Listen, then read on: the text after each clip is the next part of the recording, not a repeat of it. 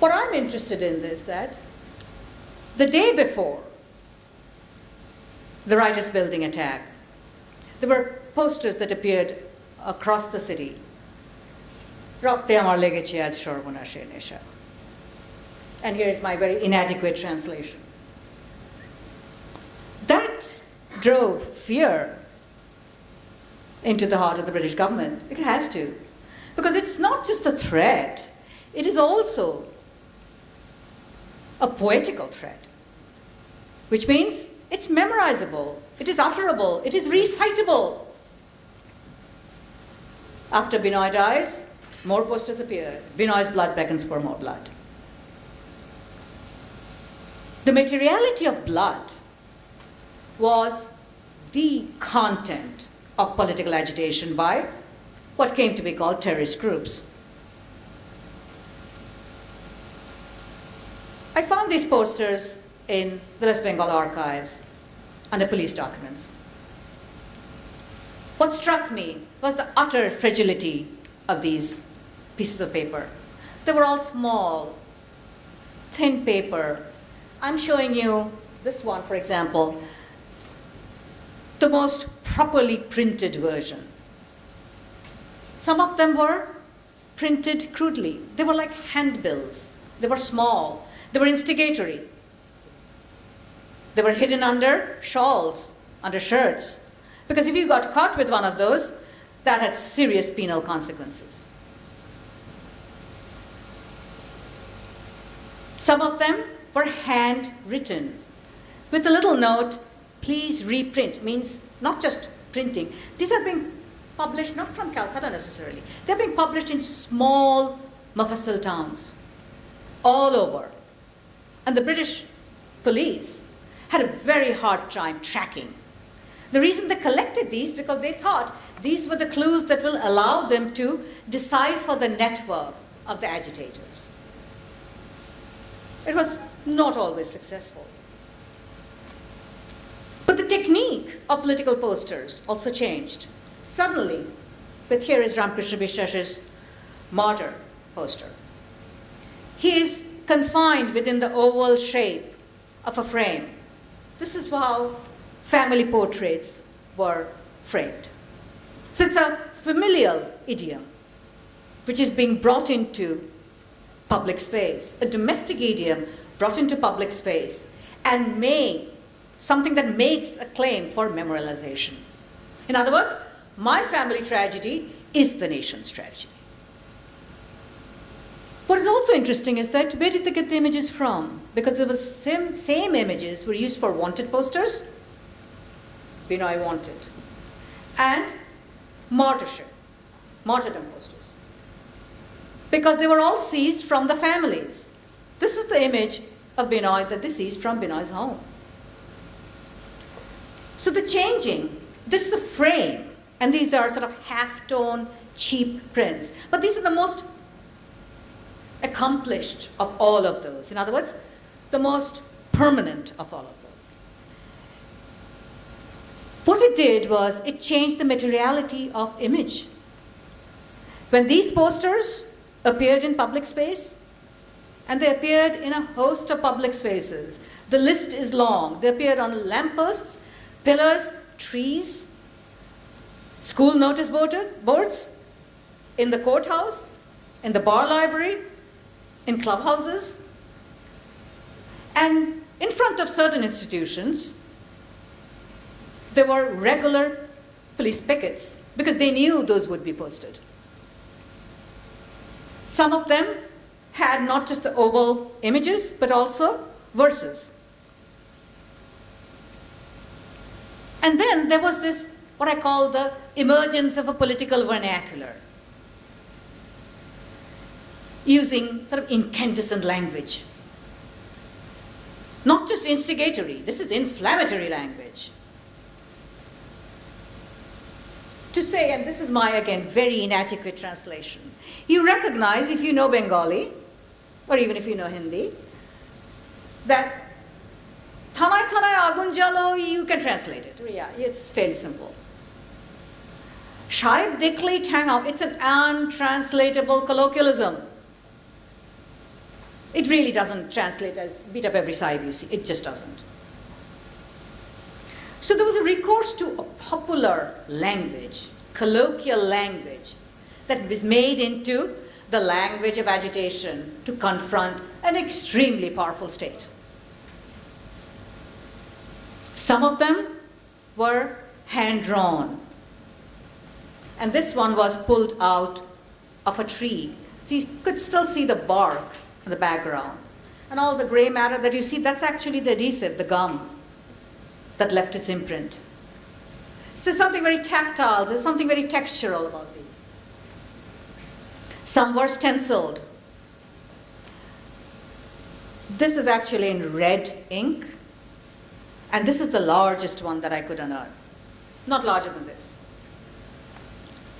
They had to be small, because otherwise, again, it was easy to detect who was carrying it. That culture of instigatory concealing the evidence, if you will, changed completely after independence. So there's a gap between the nationalist posters of the nationalist era, political posters of the nationalist era, and what started with, primarily, it started with election campaign of the late 50s, 58, but soon became taken up by the Naxalite movement as the mode of agitation. This is not just casting abuse at the state, this is about the dissolution of freedom, about freedom. And this is an audience which will probably recognize these things. But there was an extraordinary variety, something that we tend to forget. And my corpus is drawn from the late 1970s, early 1980s, because the only source for this is a corpus of images that Chitrabani had commissioned as part of their social documentary project. And they were, in their visual attitude, they were international. They were making references to things which are far beyond West Bengal or India. These are references to international pictorial styles. This is Picasso's Guernica. There are the instigatory comments about the role of the IMF and the World Bank. These are large scale. They had to be done often fairly fast, but they're open. They're absolutely confident about the conflict that they're taking on. And this is mostly party politics at this point. What happened is that the mid-1970s emergency gave an impetus to wall writing that it didn't even have before. What happened was, we got this bounty of images which criticized Indira Gandhi very precisely. Because she was also very, because of the wonderful cartoons of Indira Gandhi, her countenance, her features were very cartoonable. It was easy to do caricatures. And the cartoonists, political cartoonists of the day, had their day. So here we see Indira Gandhi sort of as a serpent, as a jewel-headed serpent, and against which the very socialist, realist notion of what the left front is going to bring. We start seeing images of Indira Gandhi, both in sort of a contestatory move or also on the part of the Congress eye, suggesting that, because the famous line, Congress is Indira, Indira is Congress. And that became sort of the butt of criticism. Because before that, except for Mao Zedong's stencils, no images were used. There were caricatures, there were enough of those. But parties themselves did not use them. Opponents did, opposing parties did. In other words, the centralization of political authority within one figure became the key to make a claim about ineffectiveness of that party politics. In this case, what I find interesting in this There is no reference to Congress Eye, actually. It's just an image of Indira that tells the story. Because by the time, the image of the Prime Minister and the image of the Congress leader had become the image of the party. After Indira Gandhi's assassination, images that appeared, among the many, many images that appeared, it again tried to capitalize on the notion of a familial moment, brought outside as commemoration. Here you see a painfully drawn, realist image of the leader, which precisely matches the contours of the outside wall. A distinction between inside and outside is being played with.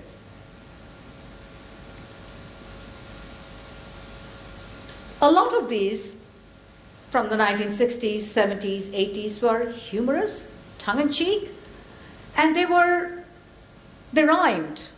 So they were, easily memorable. But there were some which were far more mundane, like this one.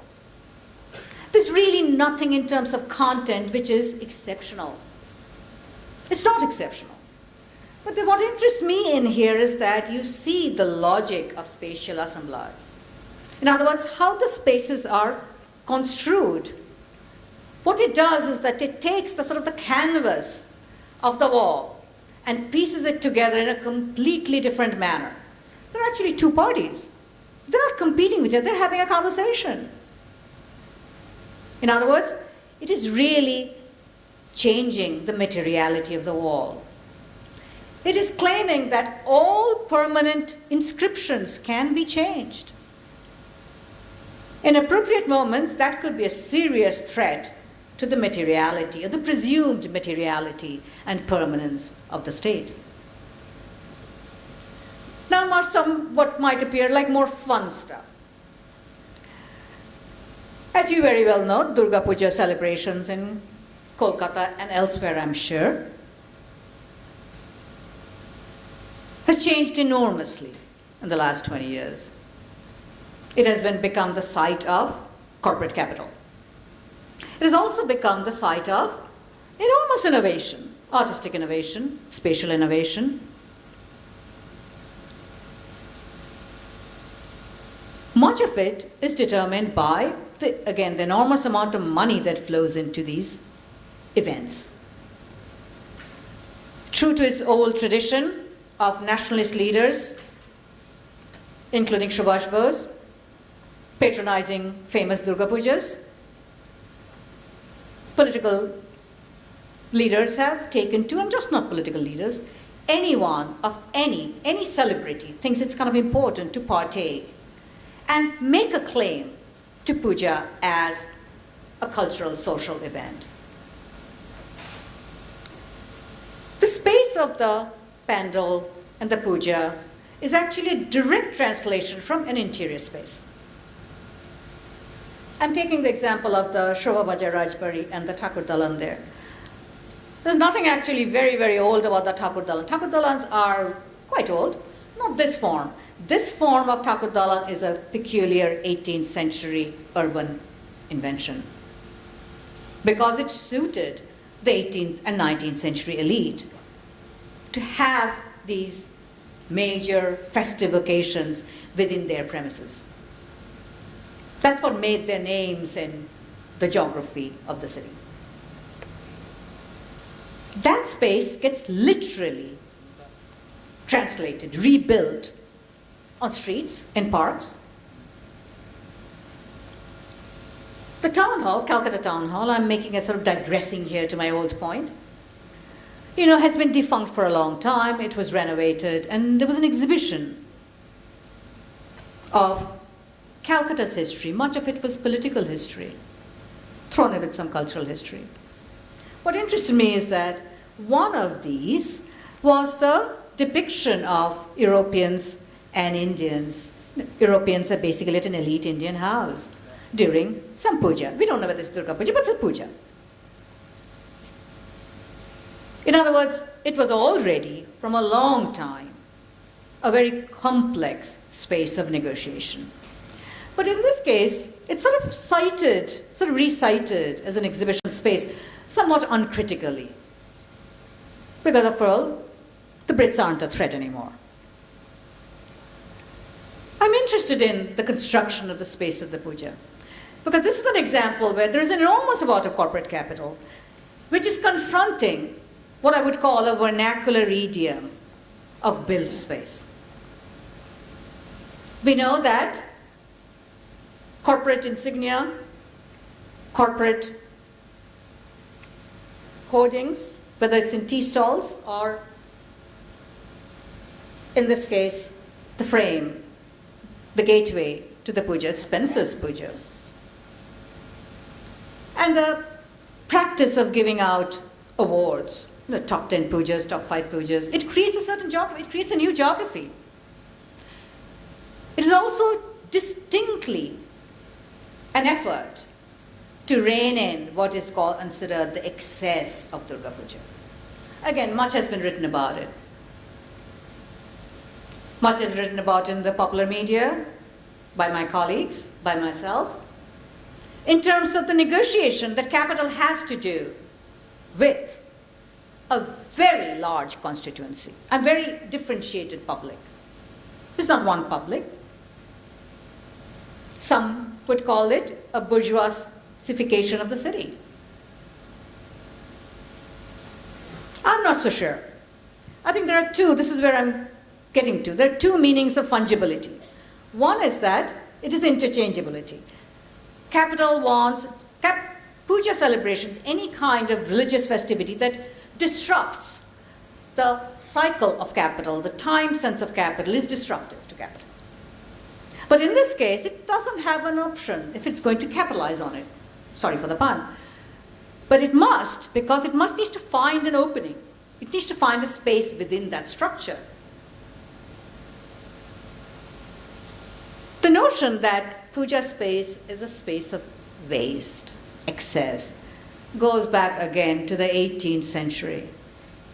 From missionaries complaining about it, famous narratives by William Ward and Alexander Duff, in the 19th century in the popular press. So when we hear complaints by the bourgeoisie that this is all a waste of time, waste of man hours, waste of this, it's a very old narrative. There is a distinct effort on the part of capital and the police because it presents a law and order issue, because of the sheer magnitude of people, numbers of people. So from 1985 precisely, a set of puja maps have been introduced. I'm showing you a far more recent example. This recent example actually gives, it's explicitly didactic, it actually spells out the rules of the road. I want to point out that it is in English. It hardly could be possible that it is addressing the underclass. They would not be reading this newspaper. But there is a sense that somehow certain class practices contaminate the larger citizenry and public space. What is also interesting is that this is a city where maps are rarely used or actually mostly useless. You want to find direction, you ask someone. This is not New York, where you go around with a map. Because you will not find the numbers. You can be assured you will not find the numbers. So to produce a map means it's really a process of locating the key pujas. It is advertisement. In the guise of a didactic role, teaching civic responsibility. But there's another meaning of fungibility, which is reiterability. And this is to do with something very architectural, actually. It's how the spaces are actually constructed. This happens to be a detail of one of those famous pandals in Dover Lane. This was the Cathedral of Notre Dame. The very notion that you're creating the Cathedral of Notre Dame in split bamboo, I find absolutely fascinating. You can take any form and reshape it from the inside. And this is not mimicry, this is copy, stands in its own right. The cathedral is merely a reference. What happens in using bamboo as the primary structure is that bamboo is infinitely flexible. There were efforts to actually create, in 2006, an effort to ensure that bamboo is not used by the certain lobbies, saying that use iron and steel. It never took off because it could not have taken off.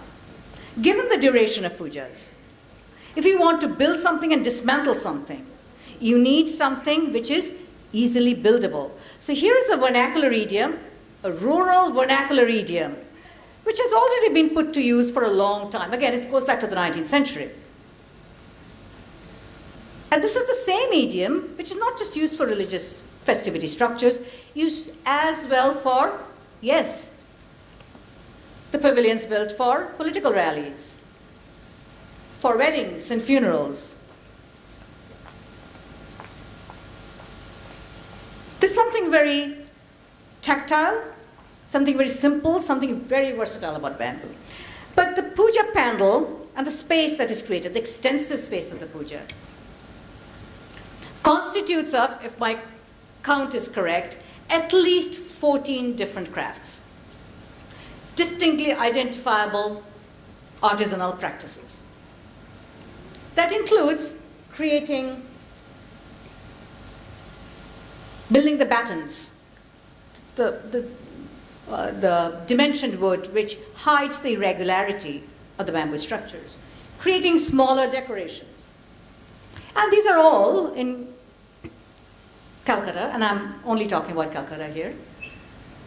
It's produced in distinct localities. And this is a street where it's meant to be for vehicular access, and vehicles move. But it's also, in other words, the workshop is on the street, and it takes up as much space as it wants. It's not as a right, but as a, people just tolerate it because that's what's done. It's not an immense inconvenience.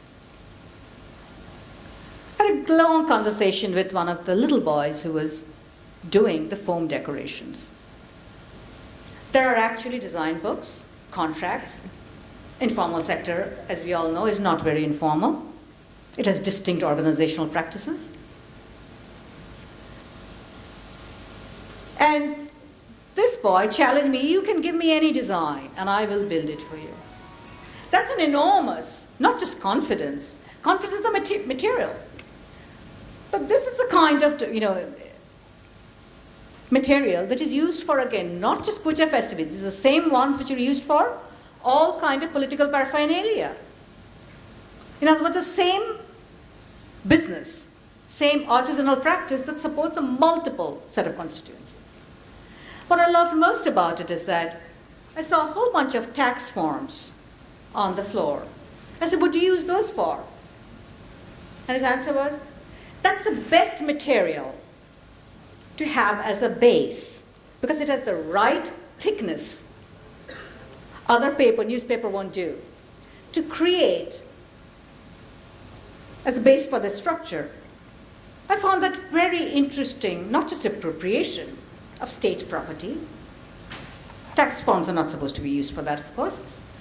But also a versatile imagination which feels free to appropriate anything, any space, and put it into a very coherent practice. I'll end this with this image. Meant as an image, presumably, of a political poster. For me, it brings in all the issues of ephemerality, fungibility, and contingency, and conjunctural spaces that I think are important to think about cities. This is how it works. So it is ostensibly about electing Ajit Paja from his constituency. We don't have Paja's image, we have Indira Gandhi's image, of course, because that's the recognizable party face. That is the face of the party. Except that it's also cohabiting this urban space with, yes, film posters. Posters of opposing parties. There's a string of CPM posters there. It's cohabiting that space and has to negotiate that space. And the photographer, I am sure, didn't only have in mind, these are very, very perceptive photographers, sense that this image, this particular construction of space, using ephemeral elements, was producing a particular kind of conversation between popular visual culture and political visual culture, an urban public space, which is unique, which we need to think about. Thank you. I, on behalf of the university, thank Professor Chattopadhyay, delivered nice, interesting lecture. And now the floor is open. The audience, we expect questions from the audience, and Professor Chattopadhyay will respond. Thank you.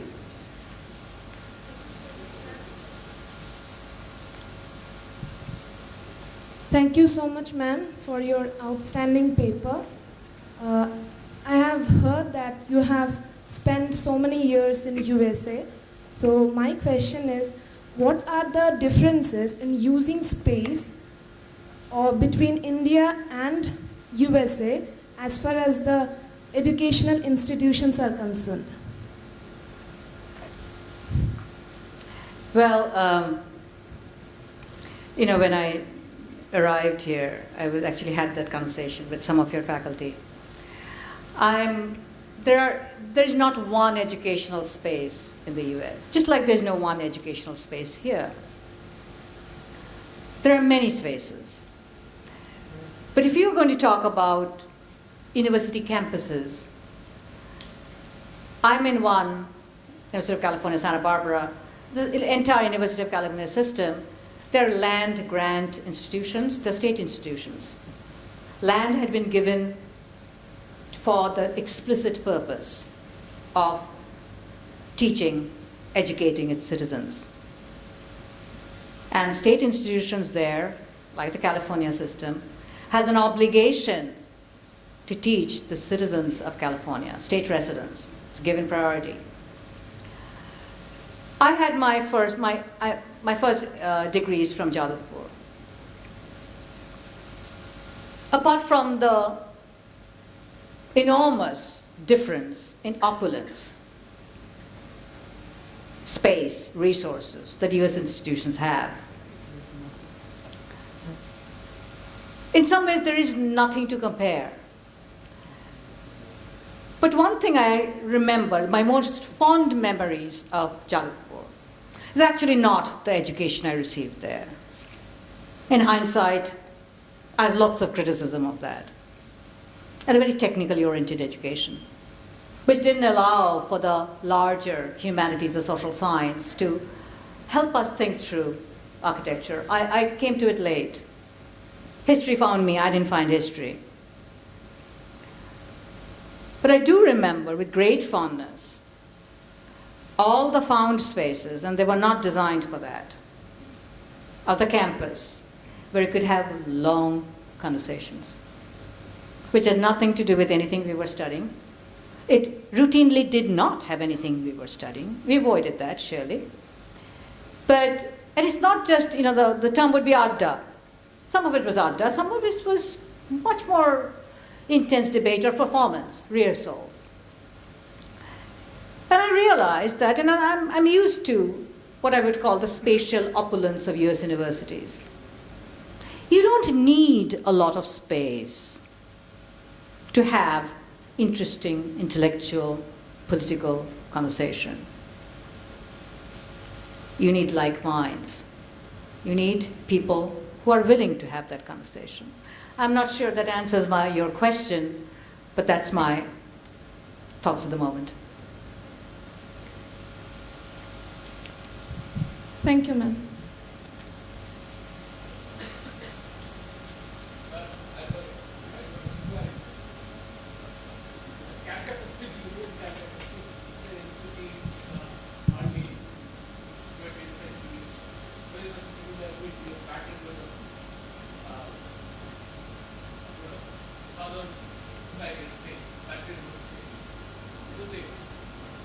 structures, buildings, rooms, places, and violence. Louisiana, I mean to say. But all the pandals, puja pandals, and cultural, some small temporary cultural monuments which are being built in Calcutta city is not resemble at Louisiana Baton Rouge. Why this extended cultural practice or architectural structure does differ from one another? The simple answer is because the cultures are different. Culture is the difference. And also public culture is different. Okay, but why there is a gap, hiatus in cultural evolution? It's not a cultural evolution issue. It's not that they're somehow ahead or we are somehow ahead. I don't think it's so. It's just different cultures. There's no cultural evolution in terms of thinking about space. Cultural linkage, there should be some cultural linkage. There should be some cultural linkage within the span of 100 years, 150 years. I do not know whether I have visited Louisiana Baton Rouge, like our Bhavanipur. Typical Bhavanipur lanes and bylanes is present, even in the building numbers which are written in the door. They are very similar to our Bhavanipur as Central Calcutta, College Square, or Central Calcutta Praxis Cinema and surroundings area. I have observed. I was there for some time, long back. Okay, thank you. Many of the cities in Louisiana are French colonial cities. And they are of a particular time. And there's really nothing, there is no links, so to speak. They were trying to replicate certain French patterns. Okay. So it's like talking about apples and oranges. You know, it's not the same thing. Just because they have some semblance of lanes and bylanes and, you know, even building structures, it doesn't mean there is a necessary link. So it's well, Professor Chattopadhyay, I'm a little bit excited to listen to your presentation. I belong to environmental science of this university, but my understanding about the open space means urban parks, gardens, open areas and all. Okay, whatever you have said in your presentation in a limited time, I wanted some observation on the recent commercialization of advertisement in urban places. You know, the many cases, hoardings are such, it creates some of the important buildings covered. So what is your observation on that? And is the same practice going in other parts of the world? So this some comments on that. You want to want me to comment about commercial hoardings in public spaces? Yes. There is also a particular history of change in commercial hoardings. And each city has a very different sort of genealogy of that. There is, in my book I actually speak about commercial hoardings and how the political posters and other forms of writing, but in some ways poaching on that and competing with that. Let's say in the case of Bangalore, for example. It was made almost impossible, tax-wise, revenue-wise, to maintain a small individual hoarding for a shop. And it was very recent, I don't remember the exact year, but in the last 10 years. With the emphasis on large digital hoardings. In other words, it was actually a challenge to a particular urban fabric, which is filled with small number, you know, large numbers of small hoardings. Because it was also a challenge of the aesthetics of the older city. And it shaped Bangalore significantly. In the case of Calcutta, there was no law like that. But we do notice that, you know, from small ones, you know, it's mostly computerized. A lot of it is now digitized. And at the same time, if you noticed how they're sort of latched onto or how they're suspended from buildings. There is what I call a vernacular logic to it. It's not the same way as you'll see it in New York. You will not. Okay? So in other words, again, my sense is that corporate capital needs to find an anchor, a frame on which to lodge itself. And in this case, it must, it has, at least in the case of Calcutta, it felt it must figure out that vernacular logic. So what happens, for example, the temporary hoardings during Durga Puja? They're all, no matter how computerized they are, and they're almost all, vinyl computerized images, they are hanging from these rude bamboo structures. It actually changes the message that they can convey. That's where I feel that one notion of fungibility has to negotiate another notion of fungibility. And that, I think, is what makes many of the spaces, and I mostly have in mind Bombay and Calcutta, very, very interesting. Much more so than Bangalore, actually. For me it's interesting, for somebody else it might not be. But I do think my goal is to figure out what is the spatial logic that undergirds these kinds of poaching, let's say. This is trespassing on a cultural repertoire.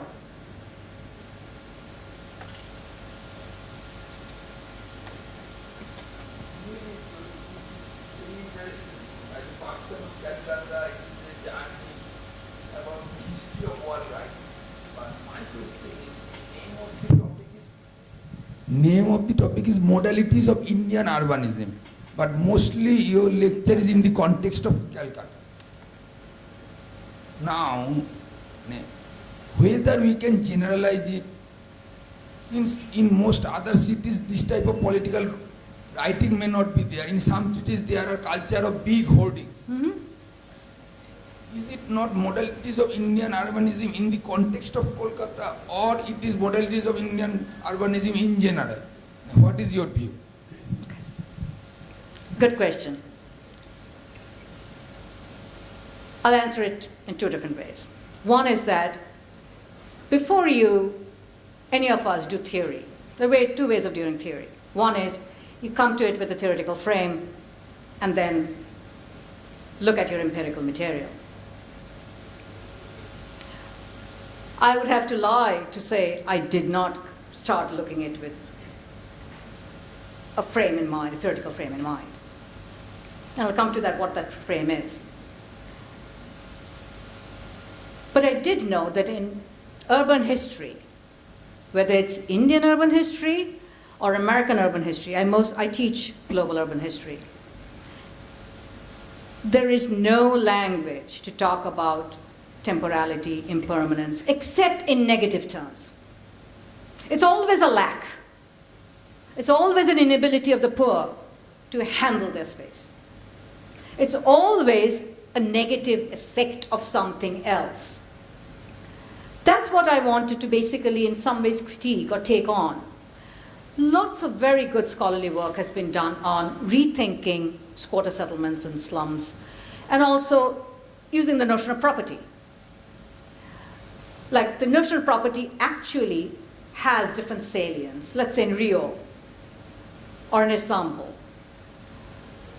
They're very different, and there, in some places, like in Istanbul, what we would call squatters, they don't have land rights, but they're permanent settlements, not unlike what we think of our historically particular refugee colonies, which were given the rights later, after the fact, because it was not an option, right? But it was a hard battle still. In this case, there is no legal right, but it doesn't matter. In other words, the property deed doesn't matter because there's enough social and political clout for that. The fact is, one cannot do good empirical research on 10 cities at one time. If somebody says they're doing that, they're doing something wrong. So my sense is that, and this is the sassy answer, if Henri Lefebvre could write about theory of entire sociology, urbanism certainly. By simply looking at Paris, I think I can do that in terms of Indian urbanism by looking at Kolkata. Every city is an exception. Every city is a generalization. And I have to be savvy about not making claims that are not generalizable. So that's why when I talk about particular puja is unique to Kolkata. I mean, that puja in Bombay is not like that. Shivaji Park puja is very different. We know that. I lived in Delhi. Puja is very different there. So those things, but there is, when you get to the principle, logic of organization of space, I do think it is translatable. It may not be political wall writing, but, you know, big images of whether it's Mayavati or Amma, there is a logic to it. I'm interested in the crafting of that. You know, there is a certain vernacular logic that meets the logic of the modern state. I have lots of criticism of James Scott's work, Seeing Like a State. But he's very, very correct in saying that there is a spatial, he didn't say that, but visual logic to the modern state. And when we want to ban things, political wall writing has been effectively banned, but, you know, like any ban in India is not really a ban. We know that, right? Is that it has been banned because there was something about it, it looked terribly unmodern to the political elite. It looked as if there's something wrong with our cities. That's why it was called visual pollution. In other words, it took, in the US, for example, many decades to accept graffiti as an art form. Now you see graffiti as an art form in galleries. 60s, 70s, 80s, they would be routinely whitewashed because they scarred cities. That was the view. So there is something about the point that I'm interested in is that how do different spatial logics meet each other and what kind of compromises are made? In some ways, I'm less interested about who wins in this game. I'm interested in the logic of it. So no, the cultural phenomenon I'm looking at is not translatable. But some of the spatial logic certainly is. And in terms of the frame with which I started looking, and looking at modalities, the reason I was interested in modalities is in some ways directly drawn from Ranajit Guha's work. When he's doing elementary aspects of peasant insurgency, he's thinking of modalities. But he had a huge sample of examples, mind you. The encyclopedic range, both of Indian and English, certainly. And because he wanted to understand, again, you know, my language is saying logic of it. That's why I use the term, I take the term from him to say that I'm interested in the modalities. To me, that is the route to any kind of generalization that I can make. And I think if we can generalize about neo-Baroque plans, we can do that with informal as well. Yes. Really, I thank you for briefly providing some of the features about architectures, sociology, political aspects, and fungibility and homogenization of the horizontal spaces, about the use of the horizontal spaces, particularly in Indian scenario in Delhi, Bombay, and Calcutta. Particularly in Calcutta, there are several problems we are facing. One of the main problems is the populations. Expansion of the populations, say maybe due to immigrations and maybe due to emigrations after partition. Number one, so for example, another reason is the changing lifestyles. So for example, we have been shifting from public transport to private transport. In Calcutta, not in Calcutta, in Kalani also, the number of private vehicles have heavily increased, and it is increasing day by day. And one of the major reasons for the synchronization and fungibility of the spaces in Calcutta is due to occupations of the horizontal spaces of Calcutta by the cars, private cars. Now, in order to cope up the human habitations, considering the human populations, we are making skyscrapers, buildings.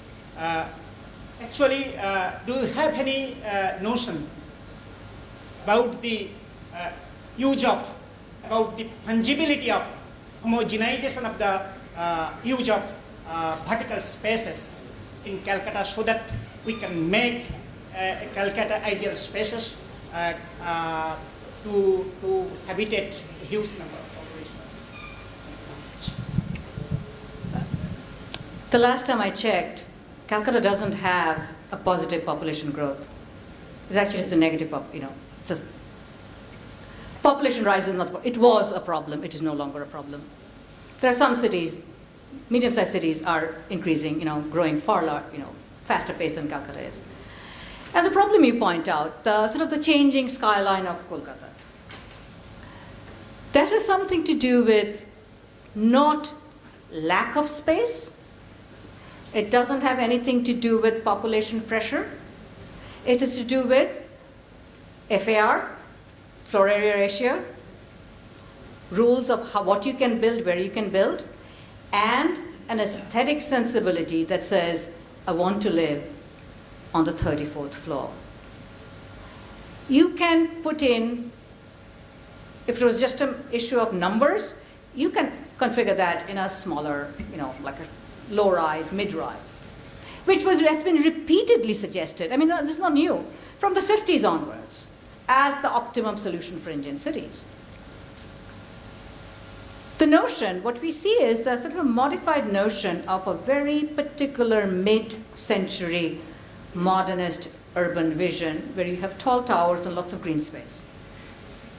Because the FAR rules allow that, rather than small green spaces, okay? Or absence of those. So it's nothing to do with population increase. It is driven by far more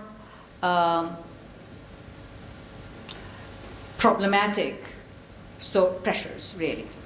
And if you think of the tallest buildings, who are building those? Who's funding those?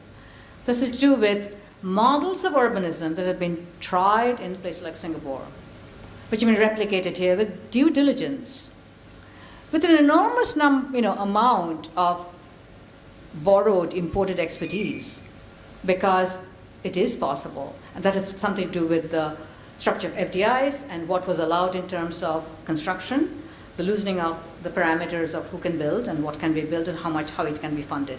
So it's nothing to do with population. Those are choices made between the state and corporate capital. Population is not an issue.